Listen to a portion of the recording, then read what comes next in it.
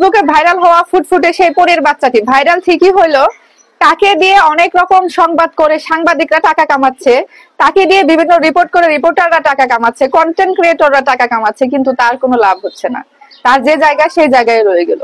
আপনারা যাই ভিডিও বানাচ্ছেন তার কাছে গিয়ে ভিডিও করছেন যে দেখুন এখন কেমন জায়গায় থাকে, সে ড্রেনের কাছে থাকে, বাথরুমের কাছে, একটা বাথরুমের সমান রুমের মধ্যে থাকে, এগুলো বলতেছেন, কিন্তু কেউ একটা মানুষ পারতেছেন না তার দায়িত্ব নিতে। হাইরে দুনিয়া, কেউ একজন মানুষ এত সুন্দর বাচ্চা দেখে, ভিক্ষুকের কোলে রাস্তায় দাঁড়িয়ে থেকে ভিক্ষা করতে দেখে এত সুন্দর বাচ্চাকে ফেসবুকে তুলে ভাইরাল করে দিয়েছিল চুরির বাচ্চা বলে। কেউ চিনেন কিনা এই বাচ্চাটিকে সেটা বলে, সেখান থেকে বাচ্চাটি ভাইরাল হয় এবং কাজে লেগে পড়ে সবাই। লেগে পড়ার ফলে তার ঠিকানা খুঁজে বের করে এবং প্রমাণিত হয় যে এই মহিলাটির বাচ্চা, এই কিউট বাচ্চাটা, কিউট পরিটার নাম হচ্ছে ইরা। কিন্তু সবাই তার বাসায় গিয়ে তাকে ভিডিও করে একটা চিপসের প্যাকেট, একটা চকলেটের প্যাকেট, একটা আইসক্রিম হাতে ধরিয়ে দিয়ে তাদের সাক্ষাৎকার নিচ্ছে ঘন্টার পর ঘন্টা। তাদের ভিডিও বানাচ্ছে 50, 100, 200 এভাবে করে ভিডিও বানাচ্ছে। তাদের ভিডিও দিলেই ভাইরাল হচ্ছে, তাদেরকে দিয়ে টাকা ইনকাম করছে, কিন্তু কেউ ব্যবস্থা নিচ্ছে না এই মা মেয়ের। আপনারা সবাই জানেন যে এই বাচ্চাটিকে, পরীর মতো, এই পুতুলের মতো বাচ্চাটিকে রেখে তার বাবা চলে গেছে। এই বাচ্চার বয়স যখন 6 মাস তখন তাদের বাবা তাদেরকে রেখে ফেলে চলে যায়। এই বাচ্চাটির একটি ভাইও রয়েছে। ফেলে চলে যাওয়ার পরে এই মহিলাটি এই বাচ্চাটিকে নিয়ে কষ্ট করে সে বাথরুমের সমান রুমের মধ্যে থাকে, খেয়ে না খেয়ে বাচ্চাটিকে মানুষ করার চেষ্টা করছে। এখন ভাইরাল হওয়ার পরে তাদের জীবনে আরো দুঃখ নেমে আসছে, তাদেরকে কোনোভাবে শান্তিতে থাকতে দিচ্ছে না মানুষ।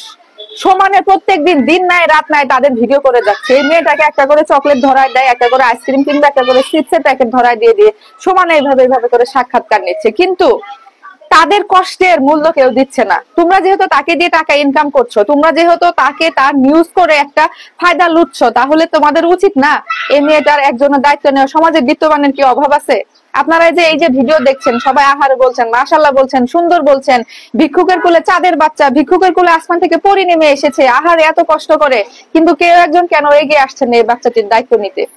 একটু এই বাচ্চাটির দায়িত্ব নিয়ে দেখান, একটা ভালো জায়গায় থাকার ব্যবস্থা করে দেন, পরীর বাচ্চাটাকে একটা থাকার মতো ব্যবস্থা করে দেন। না, তা তো করছেন না কেউ, আপনারা শুধু বড় বড় ডায়লগ মেরে যাচ্ছেন। আর এই যে ইনাদেরকে বলি, ইনারা আপনারা কিছু টাকা হলেও, কিছু অর্থ হলেও তাদেরকে দিয়ে আসুন, যেন তারা ভালোভাবে 1 মাস, 2 মাস, 3 মাস চলতে পারে। শুধু একটা চকলেট, আইসক্রিম, চিপসের প্যাকেট নয়, আমরা চাই যে একটু ভালো কিছু দেন, সেটা অফলাইনে হোক অনলাইনে হোক, আপনারা একটু দান করুন, একটু সাহায্য সহযোগিতা করুন তাদেরকে। যেহেতু তাদেরকে দিয়ে আপনারা টাকা ইনকাম করছেন, যেহেতু এই মেয়েটা একটা সিম্পেথির জায়গা তৈরি হয়েছে, যেহেতু এই মেয়েটার জন্য সবাই মায়া দেখাচ্ছে, আপনারা আসল জায়গায় একটু মায়া দেখান না, তাহলেই তো হয়।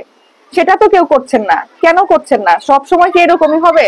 একজনে এক গরিব ভাইরাল হবে, তাকে দিয়ে আপনারা নিউজ করবেন, তাকে দিয়ে আপনারা ভিডিও বানিয়ে লক্ষ লক্ষ টাকা ইনকাম করবেন, তারপরে সে যখন ভাইরাল চলে যাবে, তার টপিক যখন শেষ হবে, তখন সবাই তাকে ভুলে যাবেন? এটা তো ঠিক না, এটা তো উচিত না।